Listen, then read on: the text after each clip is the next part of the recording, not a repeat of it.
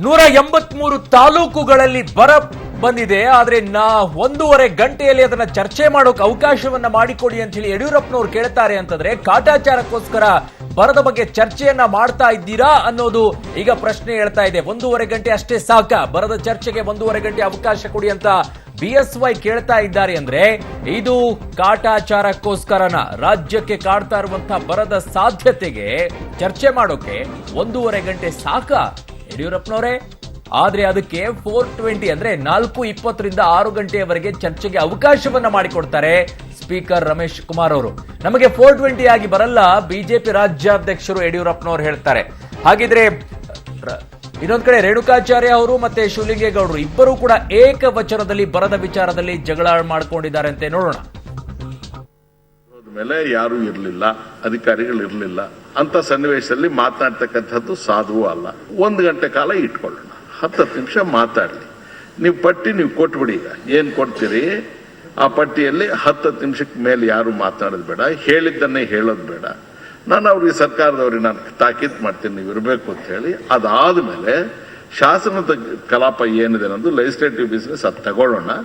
Reply chief minister ನನಗೆ convince ಮಾಡಿದ್ರೆ ಸರ್ಕಾರದ ಜೊತೆಗೂ ನಾನು ಸಹಕರಿಸಬೇಕು, ನಾನು ಯಾವಾಗ ರಿಪ್ಲೈ ಮಾಡ್ತಾರೆ ಅಂತ ಹೇಳಿ ಹೇಳ್ತೀನಿ. ಆ ರೀತಿ ಮಾಡಿ.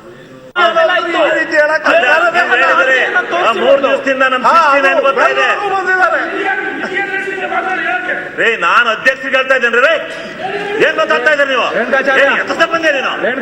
ಅವೆಲ್ಲ ಬಿಟ್ಕೊಡೋದ್ರಿಂದ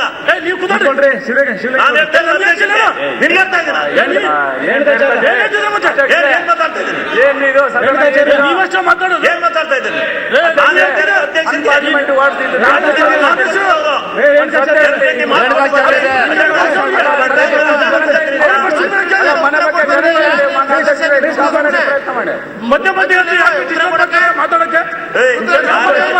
ಯಾರು ಹೇಳ್ತೀರಿ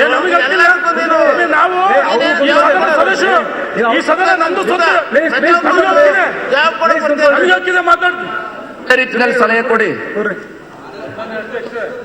ಅಧ್ಯಕ್ಷರೇ. ನಮ್ಮ ರಿಕ್ವೆಸ್ಟ್ ನಾವು ಮಾಡಿದೀವಿ, ನೀವ್ ಏನಾದ್ರು ತೀರ್ಮಾನ ತಗೊಳ್ಳಿ. ಆದ್ರೆ ನೀವು ಕೊಟ್ಟು ಮಾತು ಅಲ್ಲಿ ಕೂತ್ಕೊಂಡು ಅಧ್ಯಕ್ಷರು ಮಾತು ಕೊಟ್ಟಿದ್ದು 2 ಗಂಟೆವರೆಗೂ ಬರ ಪರಿಹಾರ ಚರ್ಚೆ. ಅದಾದ್ಮೇಲೆ ಅಜೆಂಡಾ ಪ್ರಕಾರ ಹೋಗೋಣ, ಬಿಲ್ ತಗೋಣ, ಆಮೇಲೆ 69 ಕೊಡ್ತೀನಿ ಅಂತ ಹೇಳಿದ್ರೆ ಗೊತ್ತಿಲ್ಲ. ನೀವು ಯಾರನ್ನಾರ ಚರ್ಚೆ ಮಾಡಿಸಿ ನಮಗೆ 69 ತಗೋಬೇಕು ಇವತ್ತು, ಇಲ್ಲ ನಾನು ಧರಣಿ